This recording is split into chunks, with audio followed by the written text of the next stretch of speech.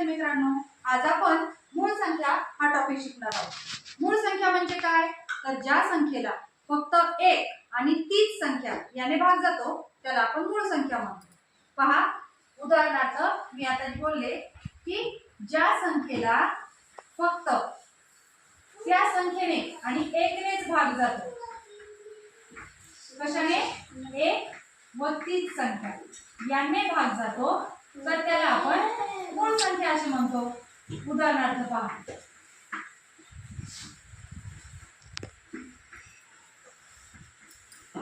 आपण जर घेतलं 2 तर 2 ही संख्या फक्त 1 च्या आणि 2 च्याच पाड्यात येते, इतर कुठल्याही पाड्यामध्ये ती येत नाही, म्हणून आपण 2 ला मूळ संख्या म्हणतो।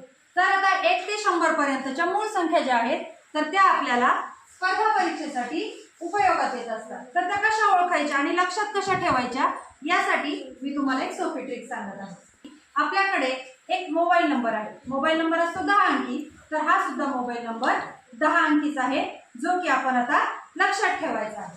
बघा, पहिला आहे 44, हे दोन लक्षात राहिले की नंतर आपल्याला लक्षात ठेवायचं आहे 22, 44, 22,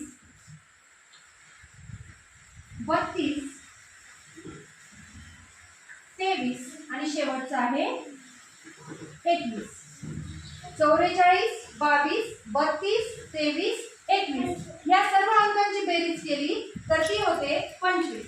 5, 4 आणि 4 8, 8 आणि 2 10, 2 12, 3 15, 2 17, 19, 22, 24 अधिक 1 एकूण होतात आपल्या मूळ संख्या 25। तर या लक्षात कशा ठेवायच्या पहा, पहिली जी ओळ आहे 1 2ची 1 ते 10 पर्यंतचे अंक, त्याच्यामध्ये 4 मूळ संख्या आहेत। कोणकोणत्या? 2, 3, 5 आणि 7। 2, 3, 5 आणि 7 हे 4 मूळ संख्या झाल्या।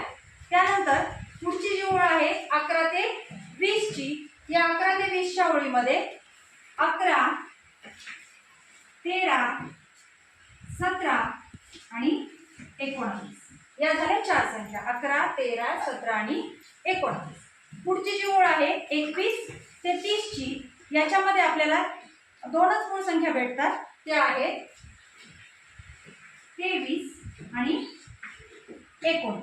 23 आणि 29। त्यानंतर 31 ते 40 पर्यंत ज्या संख्या आहेत त्यामध्येही आपल्याला दोनच मूळ संख्या भेटतात, त्या पहा 31 आणि 37। 31 आणि 37। त्यानंतरची ओळ आहे 41 ते 50, यामध्ये 3 मूळ संख्या आहेत। पहिली मूळ संख्या आहे 41, 43 आणि 47। 41, 43 आणि 47। 51 ते 60 यामध्ये आपल्याला 2 मूळ संख्या भेटतात, त्या आहेत 53 आणि 59। 53 आणि 59। त्यानंतरची जी आपली ओळ आहे 61 पासून 70 पर्यंत, तर त्यामध्ये देखील आपल्याला दोनच मूळ संख्या भेटतात, 61 आणि 67। 61 आणि 67। यानंतरच्या ओळीमध्ये 71 ते 80 पर्यंत आपल्याला 3 मूळ संख्या भेटणार आहेत।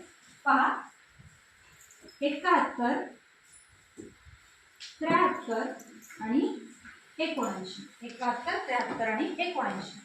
त्यानंतर पुढची संख्या आहे ओळ आहे 81 पासून 90 पर्यंत, याच्यामध्ये आपल्याला 2 मूळ संख्या भेटणार आहेत, 83 आणि 89। आणि शेवटची 91 ते 100 ची जी ओळ आहे त्यामध्ये फक्त एकमेव मूळ संख्या आहे, ती आहे 97। या पद्धतीने जर आपण लक्षात ठेवल्या तर ते आपल्याला लक्षात राहायला अगदी सोप्या जातात। एका ओळीतील पूर्ण 100 पर्यंत लक्षात ठेवण्यासाठी थोड्या अवघड वाटतात, तर एका ओळीतील जेव्हा आपण ठेवतो तेव्हा पटकन आपल्या डोळ्यासमोर नजरेसमोर त्या मूळ संख्या येतात। या पद्धतीने आपण 1 ते 100 पर्यंतच्या एकूण 25 मूळ संख्या लक्षात ठेवू शकतो। आणि यातील सम मूळ संख्या एकमेव 2 ही आहे, फक्त एकच मूळ संख्या जी आहे ती सम आहे आणि ती आहे 2। तुम्हाला परीक्षेत यावर प्रश्न विचारला जाऊ शकतो की सम मूळ संख्या कोणती, तर ती फक्त 2 आहे, बाकी सगळ्या मूळ संख्या विषम आहेत। धन्यवाद।